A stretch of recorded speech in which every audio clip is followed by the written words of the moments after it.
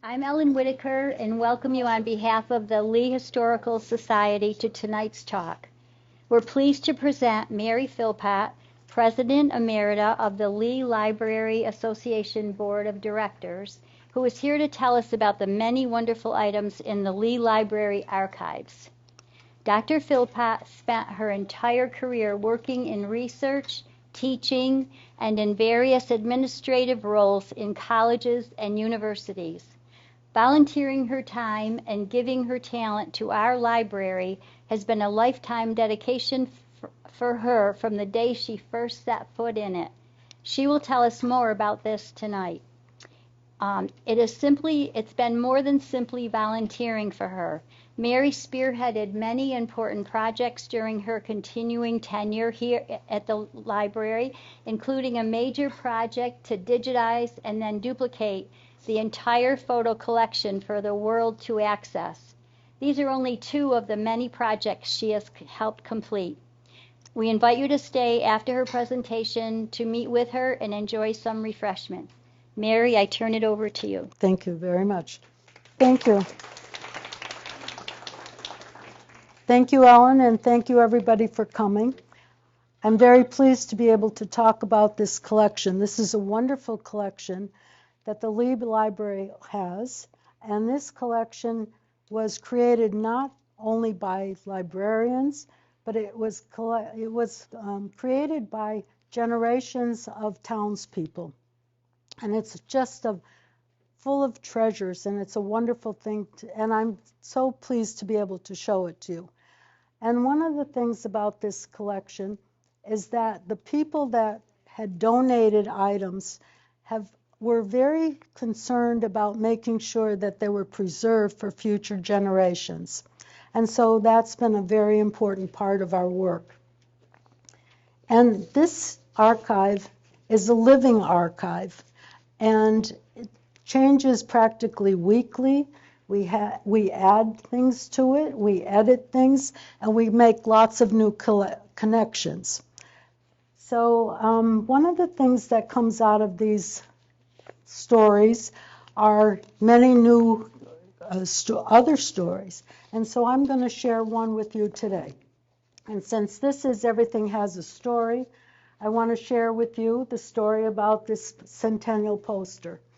And in 1876, the town was really doing very well, and Reverend Gale thought that they should consider having a celebration for the centennial. So he talked to the editor of the Gleaner, which is the newspaper, which there's a sample here to see, not of that paper, but a different edition. But the editor then started talking to people around town and making sure that they were building up support for this idea. So by the time April 1877 came around, at the town meeting, actually still 1876, at the town meeting, the town voted to form a committee to have this celebration, and it also voted to have some money to have the celebration. So this was a giant celebration. And you can see from their committee's names are here. The president of the day was Harrison Garfield, whose portrait is also in the library, and you can see it in the front historical room. He was the first board president of the library.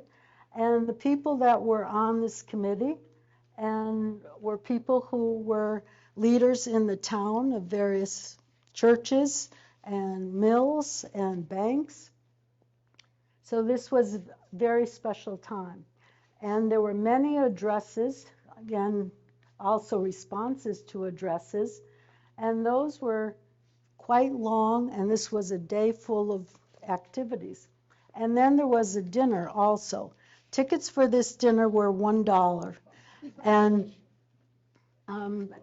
things were no different then than they are now.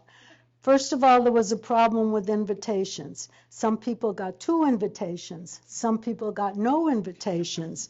And then some people were annoyed that they didn't get any invitations. And then the same thing happened with the dinner responses. They had planned, I think, for like 600 people or maybe more, and then people didn't respond till it was late, and then they still had a couple hundred extra people that showed up for the dinner. So this was a very busy time for the town. And also, there were some proceedings from that meeting, from the annual meeting, and this was in the Gleaner. And in the report about this, the voting for this centennial celebration, one of the things that it said was that the meeting was very well run and they did their business very quickly. And the other thing was that there was no rowdiness like there was at other town meetings. So this was very special. And then one of the things that they had done for this meeting also is that they had a poem written. And the poem is also very long, but I do want to share with you one verse of this poem because it's quite the poem. And this is Mr. Palmer. He was from New York. And this poem was called The Mottled Veil. Kind friends, if idle fame has raised the pleasing expectation that rhymes of mine were like to lend one charm to this occasion, pray do not blame the simple bard for his compliant ditty, but charge the disappointment all to your insane committee. So he had a good sense of humor. And this poem, and also all of these addresses and responses that you see here, are in the Hyde book, which is also called the Centennial Book, so you may have seen this book. And we have this book on the internet. So you can go through and read all of the details about this wonderful celebration. So that's our first story. Oh, and the most important part of this first story was that this centennial poster was rolled up in a sheet or white paper and was behind the door in our director's office for who knows how long. And we found this poster maybe 10 years ago. It was pre-COVID. So this poster was sitting there for a long time before we found it. So it's a wonderful poster. Okay. So I'm going to tell you a little bit about our collection and how it began. And then I'm also going to tell you a little bit about the archives and what kind of preservation we've done in that collection. And then I'm going to give you examples. This is a very large collection with lots of areas. And so I'm going to show you examples from the different areas. And then I'm going to give you some stories as well. And this is Betty Dennis here. Let me see, maybe I can get this to work. And this was 1945, and this was the 4th year that Betty Dennis was the director of the library. And in her report to the town, and in the town reports, there was an item that said that there was a campaign started to collect items to preserve for the future. The library had received items previous to that, but this was the first time that it really was a specific collection that was being formed. And among the people that helped through the years, there were multiple generations of people helping to keep this collection going and to work on the collection, to gather data and to do filing, to put things in proper containers. It was just hundreds and thousands of hours that have been spent on this collection. So I just want to show you a little bit what it looks like and what is in it right here. And this is what things look like. All this area here are the photo boxes, and each one of the photos in those boxes has this data sheet on it, and those data sheets tell us all the information that we know about this. And then these data sheets are stored in these binders, and these binders are in the front reading room, the historical room, and they're by topics, people, groups, marble quarry, etc. And on the back of each one of these data sheets, you also have a copy of the picture. So you can go into the front reading room anytime and look for these, and they're pretty well organized now. And then the other thing in the archives, we have the gleaners, which are right here. And so here are all the bound gleaners. And this cabinetry was built by the high school students after the library had received the gleaners. And these are all our photo boxes here. And each of the photo boxes stores scrapbooks, memorabilia, and we've got them all labeled and numbered. So this shows you a little bit what we've done, and we have a lot more than this completed. But this is what the archives looks like, and our goal has been to make sure that not only do we preserve everything for the next generation, but that it's stored properly, and that we are doing an inventory on it. So this is what we have today. And so now I want to say how I got involved in this. And this started when Georgia Masuko was the director of the library. And when Georgia Masuko was the director, she happened to show me a few pictures, which I had never seen from the collection. And when I saw those pictures, I realized what a treasure this is. And I realized that the board needed to be responsible to make sure that this was all taken care of very well.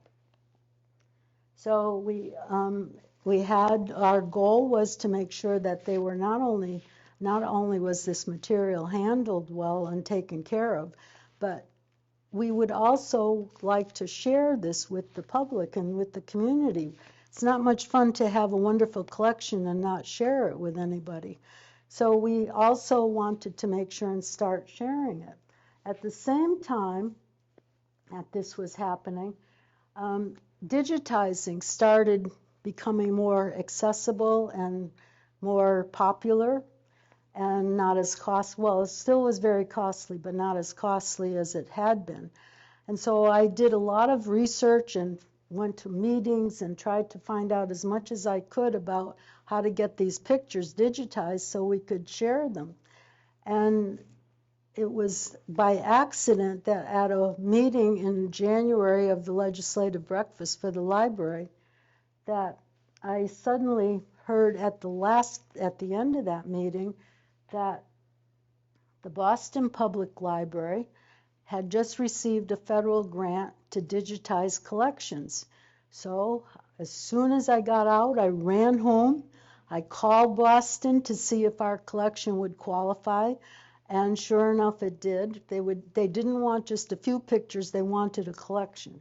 And so we had a collection, but we then had to start numbering everything. Well, the pictures were numbered, but we had to start measuring everything because everything had to be sorted by size. And so we had the board sitting around a big table measuring all these pictures so we could count how many pictures that we had that were 2 by 3 or 3 by 4. And finally we got everything all ready and set. And the people from Boston also came to pick up all these boxes of pictures. And there was great concern whether those pictures were going to be all on the turnpike if they had an accident and we would have nothing left. But they made it through, and then we went into the second part of the problem, which was getting all the data from each of those sheets into the computer. And then that took quite a while. Then there was another problem with software. So that took total of 5 years before we got all the data hooked onto the pictures. But now we have these pictures and another 1,000 more pictures as well. So then the other problem was we began to find other items in the collection, and they needed to be housed properly, as you see here in these archival boxes. So what happened was that we were buying the archival boxes, which are very expensive, and filling the boxes. But then finally we got a grant from National Endowment for the Humanities, and they provided us with a lot of boxes, so we have better housing for our material, and we made greater progress in getting this material housed. So now, what's in these boxes? And let's see. So I've made a list. Okay. This is just a general list of areas and some of the things that are in the boxes. We have our own archives from the library, and we have scrapbooks, we have architectural drawings, we have the letter from Mr. Carnegie, or Carnegie, whichever way you would pronounce it. And he was very much on top of when he donated the money to the library, as to make sure that things were progressing well.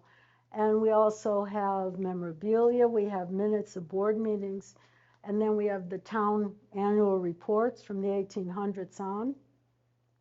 We have mortgages, we have contracts, architectural drawings, maps, roadways. And then we also have the Valley Gleaner sample here, and then also that's from 1857, the Berkshire Gleaner, Valley Gleaner, to 1944. We have record books and scrapbooks, which are terrific, and they provide a new view of what was going on in town, and they provide additional information. Some of these articles would be overlooked, but these are wonderful record books and scrapbooks. Many were put together by library volunteers through the years. And we have school records. We have all kinds of pictures of schools and their records. We have booklets, publications, St. Mary's and Lee High School and Lee Grammar School.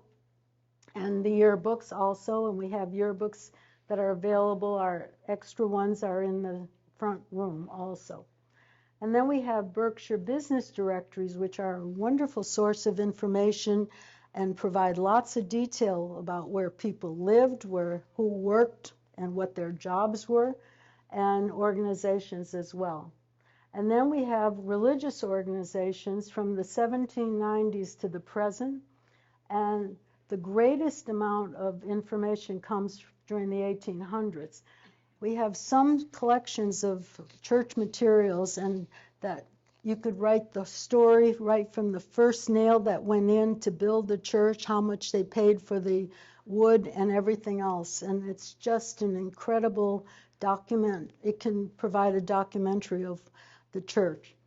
And we have organizations from DAR, Daughters of the American Revolution, town organizations, communities, scouts, sports. We have artifacts also, which I will be showing you all these samples. And we have books, about 1,000, that are old and rare, family histories, gravestones. So let's start looking at some samples of this. Let me see if I can do this. Okay, I don't know if I get this. Okay, this first document here is from the first meeting to organize the library. These are the original documents to organize the library. And these are all the people that had been involved: Harrison Garfield, Eliza Smith, etc. I won't go reading all of them. And these other documents that they wrote about, that we have here, are the documents to incorporate the library, to make it a corporation. And so those are the original documents, the meetings that they had. And again, this is Harrison Garfield on the left, and that's Karl Wurzbach. And he lived across the street here, only across the driveway. And he lived in that house. So from the library archives, these are our first documents. And now to look at some of the ways that we have kept the town history. And I think the best history really comes from the information in the town records. And I've just given you a couple of samples of each of these areas, so you just get a taste of what's there. But I've chosen them for specific reason. And this one especially is, whoops, sorry about that. And this first one is 1943. Well, it's very interesting here in the officers of the town. that there are 38 men and only 4 women that are serving as in this capacity.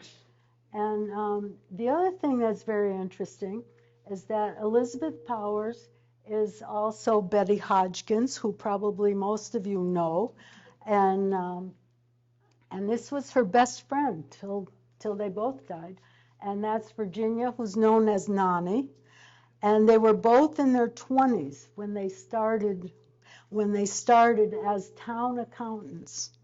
And the other thing that happened in that year, which is very interesting, is that sewers were put into town. And there was a lot of information about the voting of the sewers. The town reports are wonderful because they give you each department's information through the years. And so you can go back and see when things were done, when things came in. And they also provide a lot of information that we either don't have in specific areas, didn't know about, and that's what happened in the library. On the library page, which is one of the things we learned is who had donated the Gleaner newspapers. We never had known that previously. And then from the 1951, I just copied this out because this was a use of the library that we didn't know about, and that the rooms in the basement were used as reporting centers during World War II. And then they had been decorated after that and used as a civil defense room and then for classrooms. So there's a lot of information that you don't even know about. One of the things that I didn't put down here, but it was interesting, is that the library never got warm water or hot water till 1955. So the poor library from 1907 to 1955 only had cold water. So there's obscure little facts, but they're pretty interesting too. Okay, and then this one is an interesting piece also in the town reports. And this was state aid to families. And this state aid went to families whose volunteers who were in the Civil War. And the families that were left at home received some money so that they had something to live on. And the money ranged from $4 to $144, depending on how many children you had. And so that was paid by the state, but the state didn't pay it in time. So the town paid the money first and then was reimbursed by the state. So this is some of our town records. And again, then the second way that you learn an awful lot about the town is from the Gleaner. And the Gleaner is digitized also. So you can sit at home, you can search the Gleaner, names of the Gleaner, you can print things out from the Gleaner at your home computer. So it's really wonderful. And I've picked a couple newspapers here to show you. And I love this one because it's the voting. The voting when Abraham Lincoln was reelected president. And you see how many votes he got from the people in Lee. You can see in the different towns. And it seems to bring the history alive to see that he didn't get every single vote in town either. So, but it's interesting to see who the officers were, who the governor was, and what the voting results were. So that was, it just makes history come alive. And then the other day when I was putting this together and looking at it in the computer, I noticed this story here, and it says Chapter of the War. And this is about a young man. His name was Elwood, wait a minute, Elwood, I think it's Elwood Moore. And he was a Lee person. He was 24 years old when he wrote this. And he had been in the Civil War. And he had been imprisoned in the Civil War at Andersonville, which was just the worst of the worst places that you could be in prison. And he escaped from there. And he wrote up this whole story, which is just absolutely interesting and wonderful to read, and how difficult things were at Andersonville. So it's a really interesting piece. And that was purely by accident. This is what happens when you read the Gleaner. You go to find the voting, and you find a story on the war, and you find scandals, and you find all kinds of things. So when you search in any of these places, you find all this other additional information. And then the other piece paper that I happened to pick out was the tax list in 1886.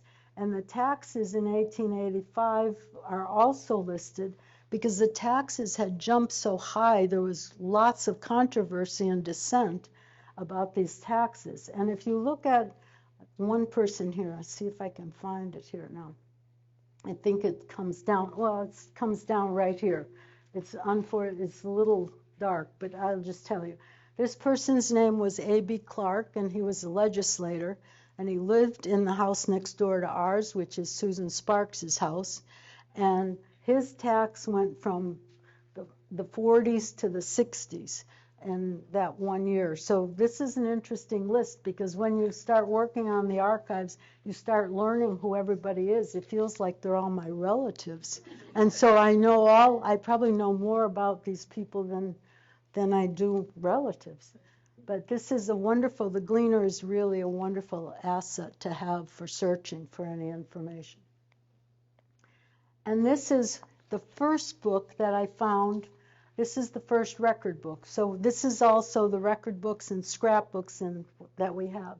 And this first record book, which is the Military and Naval Annals, War of the Rebellion, this is the saddest book you can imagine. And this gives everybody that was in the Civil War from Lee. And it tells you how old they were when they started. This is all done alphabetically. How old they were, what their jobs were while they were going, where they mustered from when they went in, and then what happened to them. And this is such an incredible book, and it's such an incredible record that the library has for all this. And so then I went back to see if Elwood Moore was in there, and sure enough, and it tells where he was and the records, what he had done. So this is, and then we have books that are not so sad, and we have record books, and there's some beautiful record books, and these, we have an autograph collection, and in this one, Abner Rice wrote a very elaborate little piece, and Abner Rice was the principal at the school, so I think this belongs to one of the students. And then we also have record books that are from the mills, and this one is from the paper mills, and the first one has the directors' meetings, and it also tells about how the election of the officers took place, and it's pretty interesting reading. The second one tells you more about the paper, the kind of paper that was being produced, how much paper, what was charged. So we have lots of books from Smith Paper Company. And then we have record books also from some of our community members, and this was Bertha's, who was in the armed forces, and she has a very nice book that was put together. And we have other record books. This is an incredible record book also. This is a handwritten index from the Gleaner, and this handwritten index was done by Mrs. Ambler, Ethel Ambler, whose father was Carl Worsbach, and she took all this from the Gleaner, and she's got it by people's names, by subject matter, and here's accidents, and it tells you somebody was stabbed, somebody was crushed under sand, and she put all this together, and she lived in the house next door. She was also the clerk of the library board for many years. Unfortunately, I didn't realize how connected she was to all this history, so when I was on the board with her, instead of asking her all these questions, it's like the relative that you don't ask the questions till it's too late. And I didn't appreciate all that she did, and she did a great deal for the library. And these are the Morgan House registers, of which we have, I think, 48 or 49. And the places that people came from are very interesting. And also, the ads are very interesting in the Morgan House registers. And sometimes you even have drawings. When circuses came in or theater people came in, they would do little drawings next to their names where they had registered to come in. I want to go back to this for 1 minute. This book is not only digitized, but we have a paper copy also available in the front reading room, and that you can search through that to see what was going on. So that's another thing. Okay, these are scrapbooks. We have these wonderful scrapbooks, and in this case, I chose these two pieces from these scrapbooks. John Casey is the Democrat, A.B. Clark is the Republican, so I show no favoritism here in this scrapbook.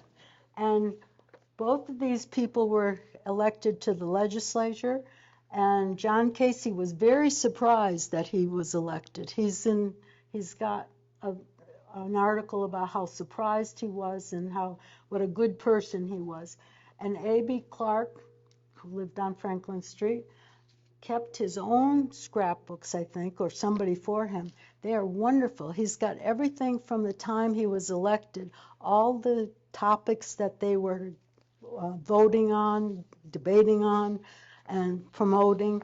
And he's got all the business about the trains coming to the Berkshires that still, when you read it, it's like reading what's happening today, and you think, oh my gosh, it's so long ago. But he was also supportive of the suffrage movement, and so he had a letter in there thanking him for his support. And this is Byron, and Caroline told me it's pronounced Deverens, right? Did I do that right? Okay. So he's Byron Deverens, and if you've ever been in that front room, there's a big painting there of a war scene from the Civil War. And Byron Deverens painted that painting when he was a teenager. And so he was a very active person. And then we have Ella Josephine Casey, who graduated from Smith. And this was, wait a minute, yes, this is her father here. And they lived on Main Street. He was a merchant also. And Ella was also on the library board, and she was a teacher. And she was known, I checked with Smith College to get some information on her. And when I checked with Smith College, they said that she was the first woman golfer in the Berkshires. So she also has that title. And I think she was a very tough teacher, because when she finally decided to retire, I think she just walked out, and that was it. And there was nothing else. And there were some nasty comments about her. There were some nasty comments about her in the classroom. So that was Ella Casey. Okay. And here is some of the information that we have about schools. And we have lots of the pictures, as you can see. And this one is interesting because this one is the first class that graduated from the new high school. So that was in 1963. And we have lots of school pictures and school records and contracts, diplomas. We have reunion programs. We have beautiful programs from when students graduated. They were creating their own songs. They were writing their own poetry. But this is probably even more interesting. And these are the high school. This is from a high school scrapbook, which is also digitized. But you can see that this was a very rigid day. It started out with devotions, and then bookkeeping, Greek, arithmetic, declamations, algebra, composition. Then you got recess, and then Latin, surveying, Milton. I think this was only half the day. But the questionnaires, they include the exams in this scrapbook. It's just very interesting to see what day-to-day school was like in the Berkshires and in Lee. Okay, and these are from the business directories, which I mentioned before. These are really wonderful if you're looking up any information about people, what they did, who they were, what they belonged to. And this one is the Chamber of Commerce. It was their 100th anniversary just I think last year. And this was the start of the Chamber of Commerce and all the members in the chamber. And then on this side, you can see that more ads, which are really great. I love the ads from all these places because it really shows you what people were doing and how they lived. And then you get information about what people's jobs were, where they lived, what streets they were on. So these are very important and very helpful to have. And pardon? Are they digitized? They're not digitized. They may be next go around. We'll see. So, and this now is a little bit about one of the about the paper industry, and this is from one of the scrapbooks, and this is from a digitized scrapbook also. And they are searchable. So this is, again, you can search a name, you can search an event, and you can find what is in these scrapbooks. And then this is just an ad that they had, but it's so beautifully done, and from Plattner and Smith, and then the 4 Smith paper mills. And again, this is from the Berkshire, from the directories. And in this one, it shows all of the kinds of paper that were made at the time. So not only does it list the paper mill, but the type of paper. And on top is a map showing the 23 paper mills that existed at the time and where they were located. And there's a little more here about paper, because this is a very important piece of machinery, which is the Fournier. And this was very significant, and it really brought lots of business to the Lee mills, because the paper mills no longer could only have to make sheets of paper. They could make rolls of paper. So it saved money, it saved time, and their production was could be greatly increased. So then this is about the marble works, the quarry, and some workers, and the sign for the Gross Brothers Lee. But this is very interesting, one of the articles that I found in one of the scrapbooks. And this shows that the marble from Lee marble was used in 250,000 markers for soldiers. And we always hear about the buildings, the famous buildings that are made out of Lee marble. But here it tells you all about the different cemeteries that have all these markers. So this is a very different piece of the marble industry. And now this is about the religious organizations, and we have our newest church, which is the Open Door Church on Summer Street right there. And I want to get this paper because I wanted to read some of this. And this is the Ladies' Aid Society. And I've been trying to include a number of things that the women were involved in.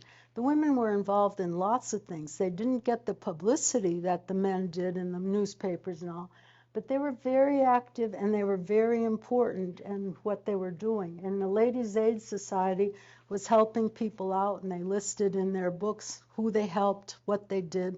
But things also don't change. They were working on quilts then too, and we're still working on the quilts and hanging them at the library. So this is a very interesting piece. And then one of the nights when I was entering data, I came across this picture, which is it's a visiting card that people left. And he's the Reverend Henry Ward Beecher, brother of Harriet Beecher Stowe.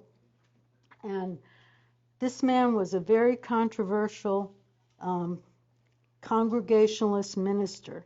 He was an abolitionist. He was a social reformer. He was one of the most prominent public speakers of the 19th century. And then he had an affair with the wife of his former friend and parishioner, and was involved in the Beecher-Tilton trial, and which was one of the most sensational scandals of the 19th century. And this ended in a mistrial, but it didn't hurt his career at all. And so despite the controversy, the Reverend Henry Ward Beecher, he retained his influence and preached until his death. And so when I was looking him up, and again, it's like looking things up in the Gleaner. You find a picture and you wonder why you have this picture in the collection and what that person was doing. So I looked him up and I found this book called The Most Famous Man in America, the biography of Henry Ward Beecher. And when I was reading it was a wonderful book to read. The writing is beautiful in it. And it was written in 2006, so it isn't that long ago. And it was a Pulitzer Prize winning book. But it tells you so much about life in this area and what and his growing up, which was very interesting. I think he went to Amherst College, and it's a wonderful book.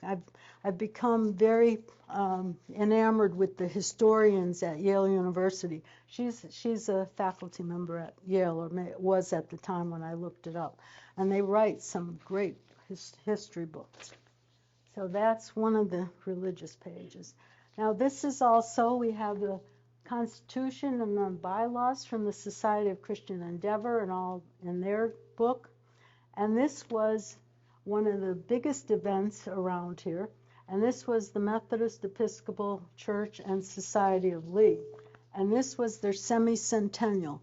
And they had tons of stuff from this, every bill that they paid for this, every note, that every invitation and the response, and pretty much every response has a letter attached to it. It is really incredible, and it was all tied up, and is tied up in with this twine. And Damon, who is the director now, said that's called he calls it an archival knot. And so when this was all open, this is just tons and tons of this stuff. And they called this the Methodist Episcopal Love Fest. This was their love fest that they were going to have, full of sermons all day long and the weekend too. But every detail of that, and the different letters from the pastors that they had previously had, and the correspondence between them, who liked who didn't like who, the people who complained about some of the pastors. And then also in it, and some of you have probably seen this, but this is my favorite piece in the entire collection. And this was written by EHS, who is Edward Saunders. And I think he is the husband of the Saunders person that was the library, one of the library directors at the time. And in it says, it was from Lee, Mass, February 21, 1890. The enclosed letters are about our semi-centennial matters in September 1889. I put them in the society trunk for perhaps someone someday may like to read them. And I found them 130 years later after he, and I so badly would have liked to have him know that somebody found them. And we really appreciated all the information that we found from the Methodist Episcopal Church. This is the church that we have the most information from. And it's such interesting information. It's very detailed. It's all where even we have the seating arrangement for the church and how much people had to pay for their place in the church. So it's a wonderful, it would be a wonderful study for somebody to go from the beginning of a church right through to see what their activities were. And they had people traveling overseas to help. They had missionaries as well. It's very interesting. So that's one of them. Excuse me, Mary. Yeah. Where was the location of Right on the same where it is now, right on High Street. Oh, that? Yeah, it was right there. Yeah. Okay, so now these are some of the associations and clubs that took place.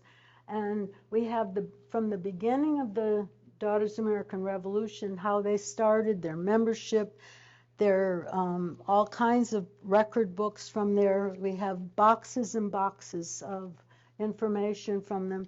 They wrote a lot of historical pieces as well that they would present to their membership, and so that we have that there as well. And then you can see in 1943 the various organizations in town, and this is great information because not only do you see who's the membership in the organization, but you see for the library all the members of the board at that time. And that's pretty much the only place we have that, unless you go through all the minutes of the meetings. And this was the Girl Scouts, and in this picture are Margaret Clark and Marion Clark, who lived on Franklin Street as well, and Boy Scouts as well. And so we have from all kinds of organizations, we have information.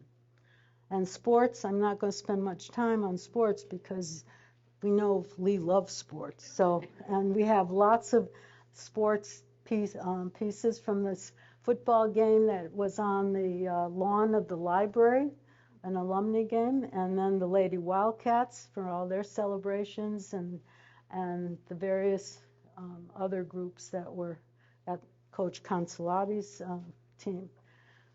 This is probably one of my favorites, and these are some of the textiles that we have. And this is another time when we found a box under a table in the archives, and wrapped in brown paper, and that was when Damon said, "This is an archival knot. It's got to be something good."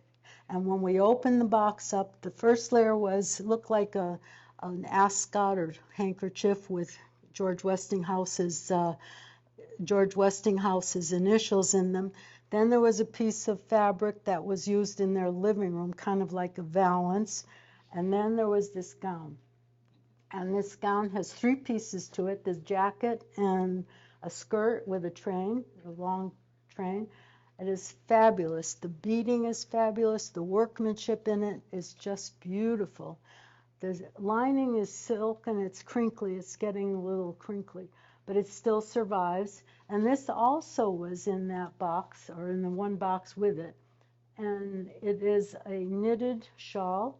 It was 150 years old when we received it, so it's now, and we don't know how long that box sat there under the table for before it was open.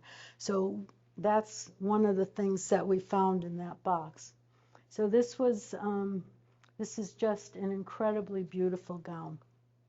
Mary, So you know whose it was? Mrs. Westinghouse, Marguerite Westinghouse. You got a house here? Pardon? Westinghouse? Westinghouse, yes. Yeah. And then this piece here is this beautiful embroidery. This is Luigi de Grigoli, and he was in the Boxer Rebellion. He's one of 2 people in Lee that were in the Boxer Rebellion. And at the end of the Boxer Rebellion, the people that participated would receive an embroidery like this. And these are the flags of the other countries that were in the Boxer Rebellion and participated in that.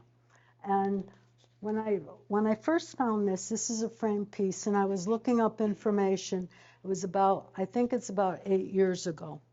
And so this time when I was looking for more information on the Boxer Rebellion, I decided to ask AI about the Boxer Rebellion. And so when I got the information back, it turned out that the AI gave me back my own piece that I worked on 8 years ago. And that has happened with that's happened with Google as well. When I Googled Minnie Baird once, I got the same thing I wrote about her. So what I had found and done research on, I found the same information back. Yeah, so it was I was surprised though about the Boxer Rebellion. I read it and I thought, what? And then it gave reference, so it was my piece. And then this is the town quilt that was made in the 1970s for a raffle at the Congregational Church, and that we now had hanging recently in the library. And it's a very great view of Main Street and all the buildings in the Eagle Mill. And these are some of the special events that we have information on. And this was a huge celebration as well. It was a Masonic celebration, and it was groups coming in from all over to help on this celebration. Parades, dinners, all kinds of information. And then we had the bicentennial, and that's the bicentennial flag that the Scouts made. The James Burt Park, which was started in 1998 next to the library. And then the town's celebration for the Mass Bay Colony's 300th anniversary and founding. And we have a plaque on the front of the library that shows we are one of the participants in that. There are books that people signed in that came back for this celebration. And then we have the Kilbon Fountain, the restoration. I think Bill Matthews is in the picture here somewhere. And We have Amelia Jeanette Kilbon, also went to Smith College, and she was a member of the Temperance Union. And that was, she had said that you could get all this alcohol all over Lee, but you couldn't find a place to get a drink of water. And then she died, I think, 4 years after. She was ill through college, and then died 4 years, I think, after she graduated. And then her friends kept up the work that she was doing and did the memorial. And this is the Freemason Monitor, which is our oldest book. It's still in pretty good shape, and it's a beautiful, it tells you all about what the rules were and how to be a member. And then the other book that we have a lot of DAR books, and I have Mrs. Clark, Mrs. Lillian Clark, who was also a very prominent person, A.B. Clark's wife. She collected china. She had 600 pieces of china in her dining room. But she's noted, I think, for an important piece. She was the first woman that voted in Lee. And so I think that was a very important role. So let's see what else I have. Okay, so now this is an interesting story.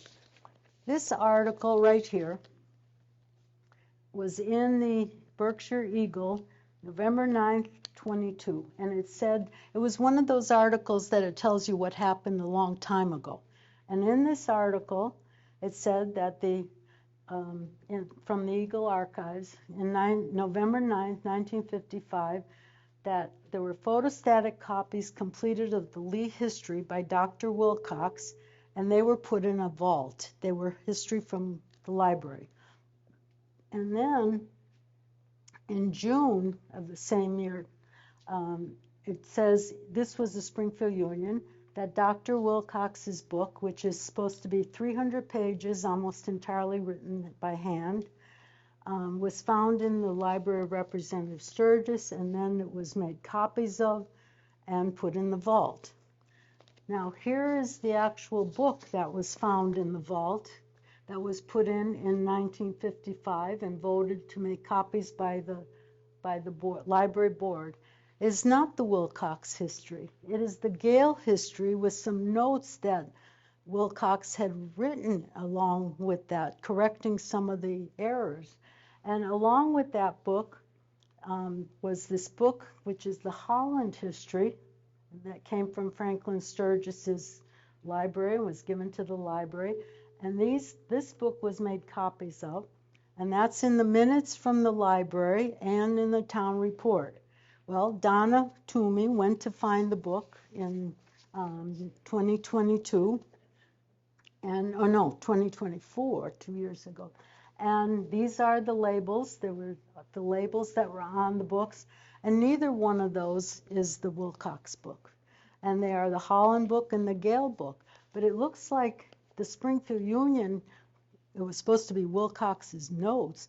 It looks like they called it Wilcox's book, and then the Eagle called it the Wilcox's book. And so we haven't found the Wilcox, so we still have this mystery to solve. So Dr. Wilcox did write books. He put together lots of data from births, deaths, all the records, but he did not write either one of these books. And these were the ones, and Donna reported from the bank that from the time that it went in, and the person that was president of the bank at the time was also on the library board, from that time, nobody ever bothered looking at those books or taking them out and so they were kept safely all right because nobody ever bothered looking, and we didn't even know that they existed till this article came out when Ellen asked me if we had the books, if we had the Wilcox books. So that's that. Okay, and this is an interesting discovery. We were cleaning the attic, not we. Alan Zerbato was cleaning the attic and brought down a whole mess of books that were stacked up. And some of them were Harper's Monthly Magazine. And he said, I'll put them downstairs and you can look at them to see what you want to do. So I thought, okay. So I that night I looked up, I thought, well, I'm going to look up some information about the Harper's magazines and see what's going on with the Harper's magazines. So when I looked up, it said, this was in Wikipedia, came up, that the October 1851 of Harper's Monthly Magazine had a story by Herman Melville. So I thought, well, I went early the next morning to see if we had the October 1851 edition, and sure enough, we did. We had the bound story. And here it is. This is the story, and it's called the Town Ho story, which is, the Town Ho was another whaling ship by Herman Melville. And this later on became chapter 54 of Moby Dick. So Melville evidently was auditioning some of his stories and probably making some money to live on at the same time. He had a number of stories in Harper's Magazine, and it was pretty interesting to see this original story, and it is exactly like it was used later on as chapter 54. So we have an early story that he did, and I haven't found the other stories yet, but also the Harper's magazines were so interesting that also took like a whole weekend to look through this one edition, and they had some beautiful sketches, some clothing sketches, and then there was also some very interesting reports from state political business. And in one, Daniel Webster was not allowed to speak at a meeting, and it's interesting to see what the state meetings were like at the different times too, because they were reported by state. And then the other piece, this piece just was very beautiful.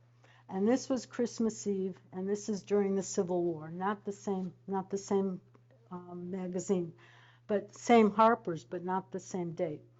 But the detail in this is beautiful. The flags, the men fighting on the fields, and there's the wife and mother of these children at home on Christmas Eve, and there's the soldier out in the field. And this really struck me because the first memories I have of my father were Christmas Eve when he wasn't there and he was in World War II.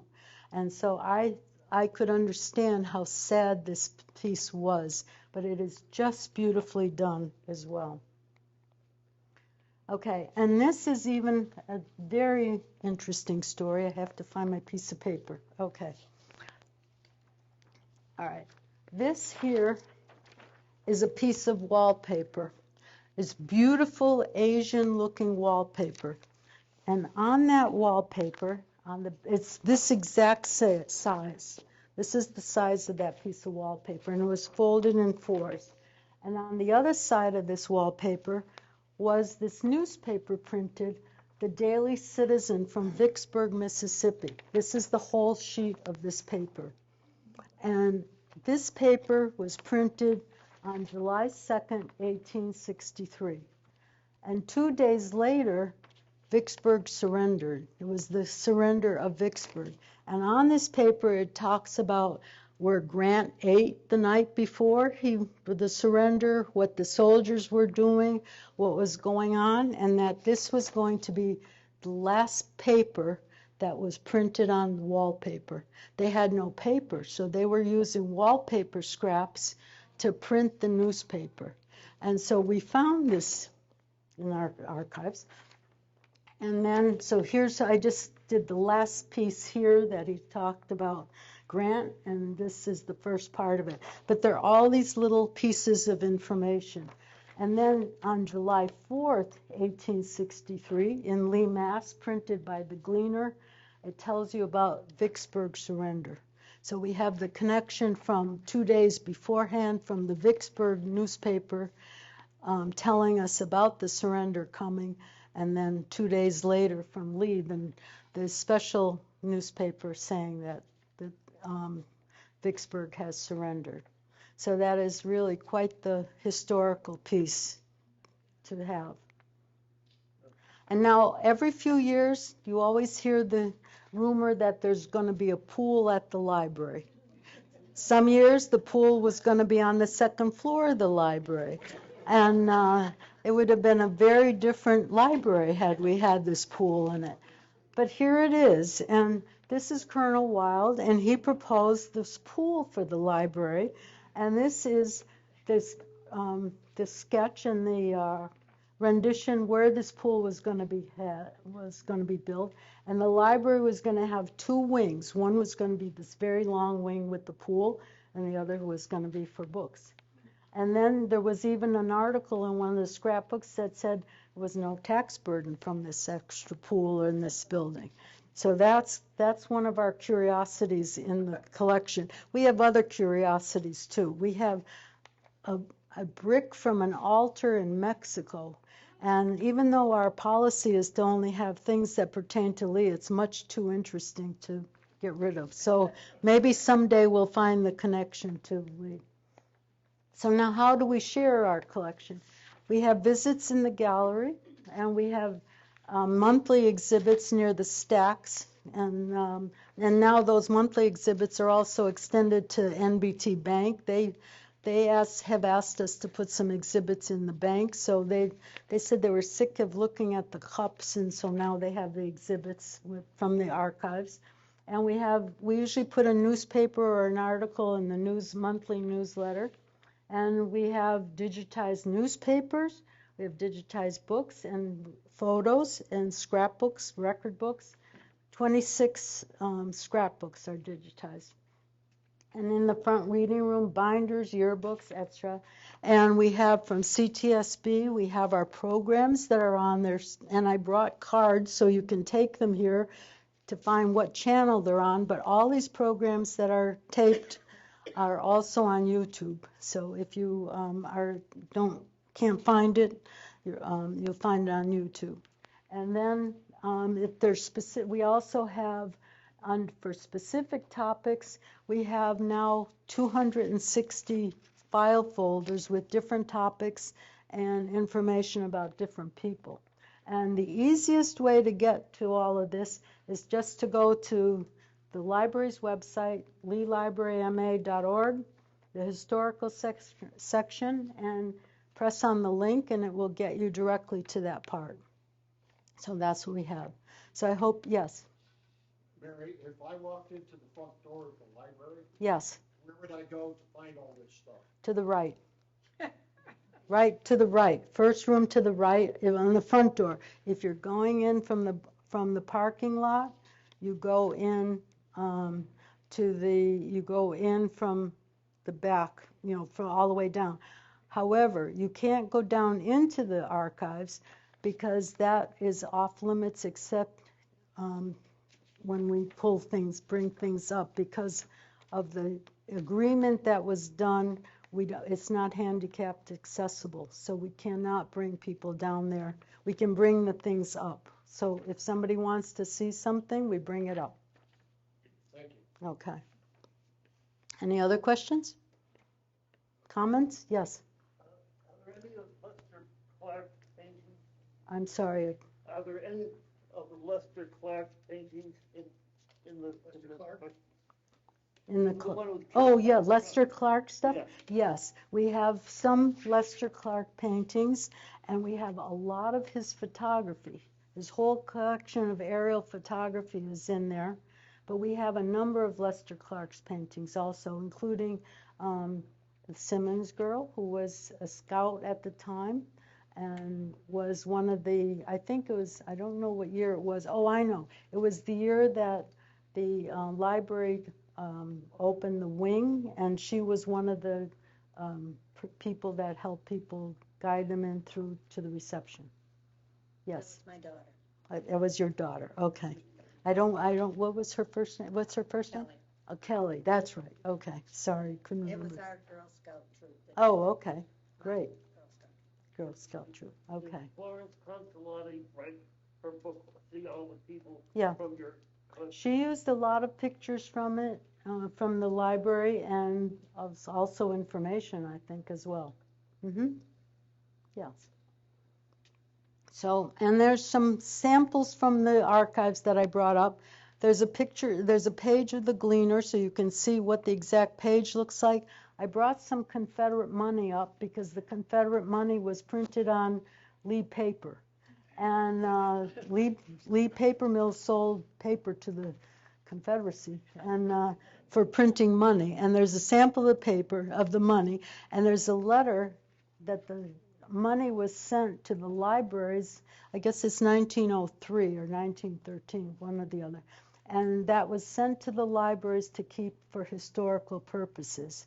And so the libraries have samples of the paper. And then the atlas is here. This isn't the original one, the 1876, but it is a reproduction, which is already 50 years old.